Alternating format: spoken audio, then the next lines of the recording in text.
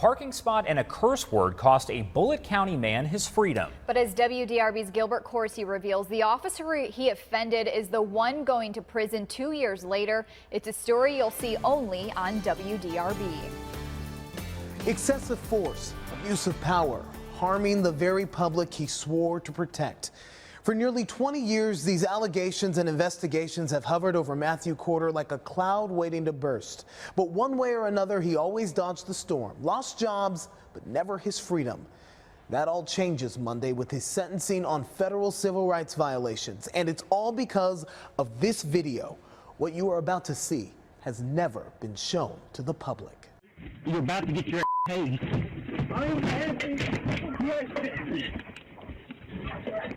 Derek Bays suffered more than the sting of Matthew Corder's taser on this brisk October night. Would you please listen? Put your hands behind your back. He also suffered the indignity of a false arrest. Get tased right now. Oh, mother! Put your hand behind your back.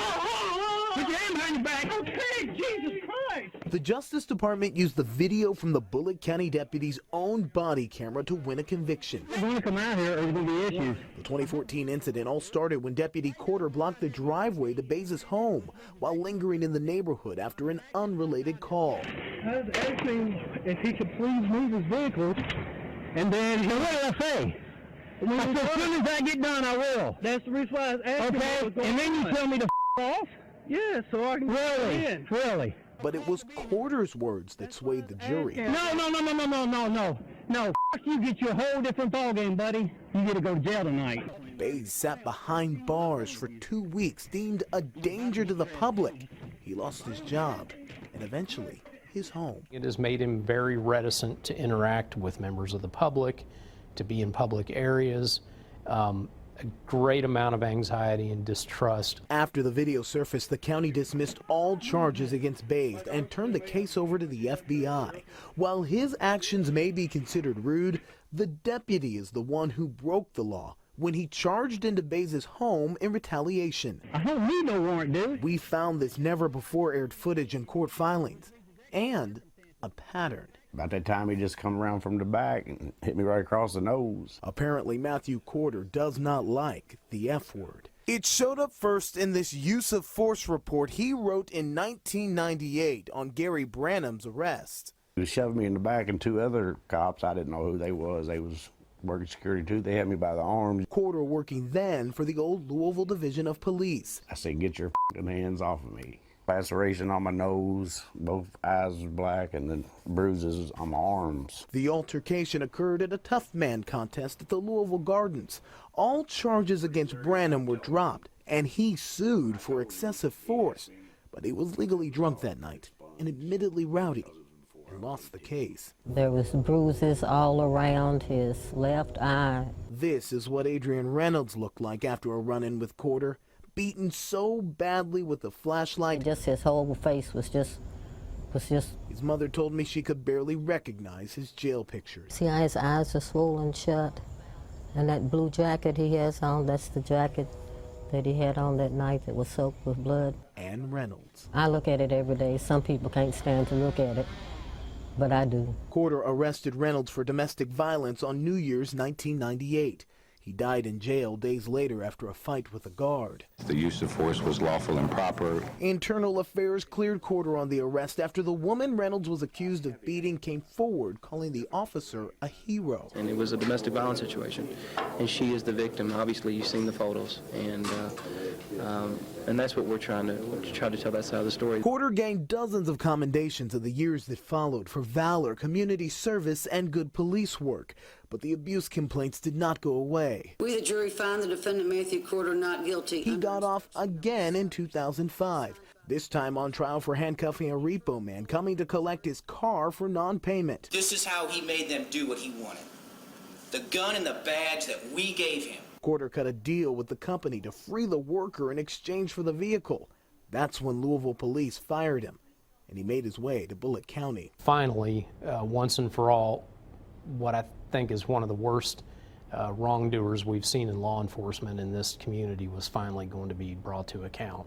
Tell somebody to off. The arrests, the awards, the jobs, the missteps, All these chapters make up Matthew Corder's more than 20-year career. Monday brings a new chapter entitled Conviction. The old saying, what goes around comes around.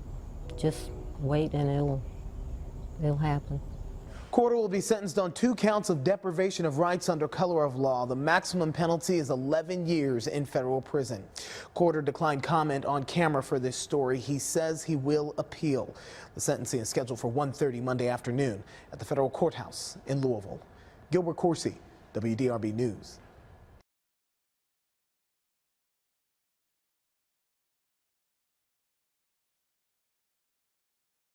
Louisville, Kentucky. Derek Bays had committed no crime and was in his own home when a belligerent cop, with a history of brutality, attacked him, tasered him in the back, kidnapped him and threw him in a cage for weeks, causing him to lose his job, his house, and his dignity. On Monday, that cop, Deputy Matthew Corder with the Bullitt County Sheriff's Office, was sentenced to more than 2 years in jail for that fateful night. The incident began in October of 2014 as Corder arrived in the neighborhood responding to an unrelated call and chose to park in front of Bays' driveway instead of on the shoulder. When Bays asked the deputy to move his car and not block the driveway, Corder, being the belligerent cop that he is, refused. After Corder refused to move his vehicle, Bays told the officer to F***K off. This response caused the deputy to snap and immediately resort to abusing his authority. Without probable cause, or a warrant, or reason, Corder ordered Bays out of his home, who refused.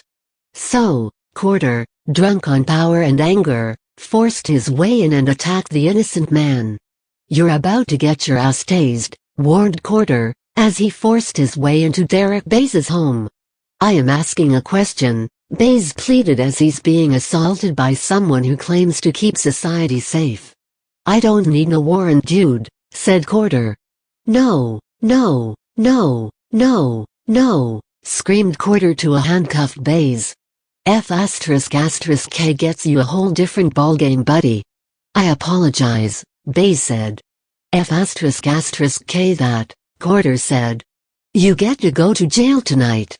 Apparently saying F***K single quote only gets you arrested if you're not a tyrant cop. As WDRB reports, the deputy charged Bays with fleeing and evading, resisting arrest and disorderly conduct. Bays sat behind bars for 2 weeks, deemed a danger to the public. He lost his job and eventually his home. It's made Bays very reticent to interact with the public and to be out in public areas, Attorney Todd Lewis said. A great amount of anxiety and distrust. In spite of Corder receiving dozens of awards and commendations as a deputy, in an apparent attempt to mask his brutal record, his past would not go away. According to a report by WDRB, Corder has a violent record, and he's even beaten someone else for using the word F***K single quote before. Corder's attorney attempted to claim that he was baited into assaulting, kidnapping, and charging an innocent man with a slew of fake crimes. However, his nearly 20-year history of beating people made this defense a hard sale. "What happened here is not a misunderstanding or a mistake," Judge David Hill said. "As they serve and protect, police are entrusted with immense power and authority," stated U.S. Attorney John Kuhn, "and it is absolutely critical that their power and authority be used lawfully and responsibly." Matthew Corder abused that authority, and today he is held to account. His actions are not representative of the good and honorable work that distinguishes our law enforcement agencies in the Western District of Kentucky. Corder will also have to pay restitution to Bays for the time he spent in jail and the home he lost while he was unemployed because of it, according to WDRB. However, the exact amount has not been determined. Read more at http://belligerent-cop-assaults-innocent-man/#TZHCKJD92MX03EJM.99